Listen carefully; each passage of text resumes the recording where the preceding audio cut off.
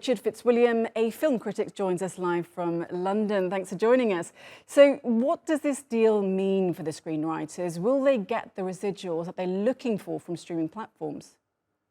I think there's absolutely no doubt that this tentative deal, when it's put to the membership, they'll expect it to be accepted. And it wouldn't have been put to the membership if a lot of the issues, the issue of AI and precisely where the writers stand in the future, the issue of a minimum pay, the issue of residuals, their payment that they should get for repeats, and various other pay and conditions, and also when a group of writers plan a project and the pay there. I mean, all of these things are tremendously important, and there's no doubt at all the 5-month strike, the writers, 11,000 of them, have remained solid. So the strike is roughly the same length as that in 1960 and 1988 and 2007-8.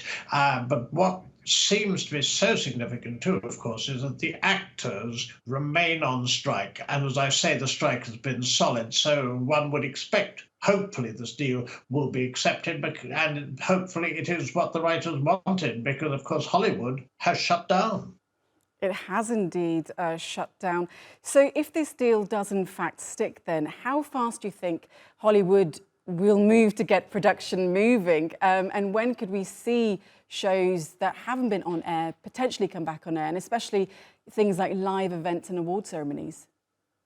Well, of course, a whole variety of shows. I mean, some could, in theory, go on, say, on television pretty soon, but other film production and anything involving actors is completely locked down till the actors' dispute is actually solved.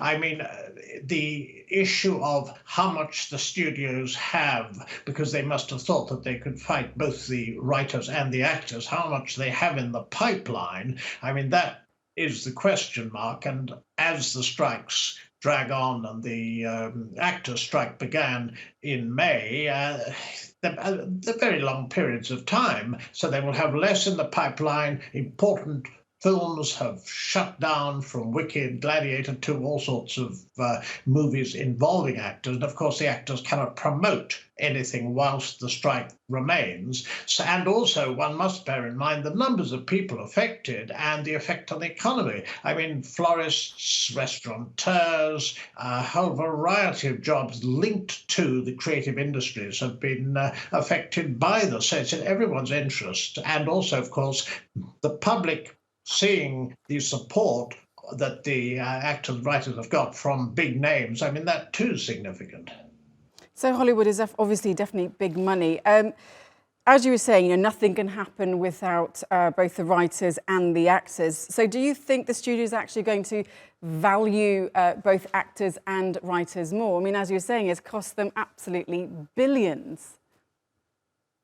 Well, it's clearly the case that the studios thought the writers wouldn't hold out, and they probably didn't think that the actors would join the strike. I mean, it has partly been a matter of tactics, but the public view, for example, is if you see the amounts of money that studio executives get, and you see the studio's links with Wall Street, and then you bear in mind the statistic that the writers, I mean, for example, half the writers are on minimum pay at the moment. A decade or so ago, it was about a third.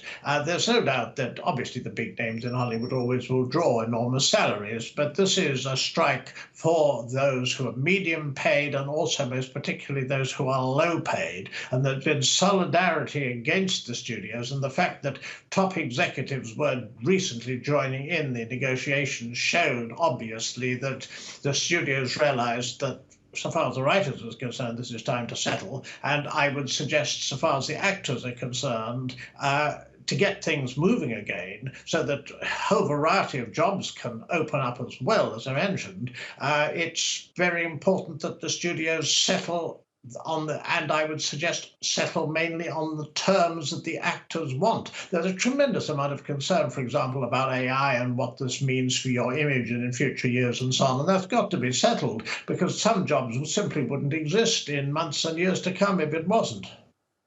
Okay, Richard, we're going to have to leave it there, but thank you for your insights into the strike, and hopefully these big names can bring that much needed solidarity and resolution of this, of course. Thank you so much.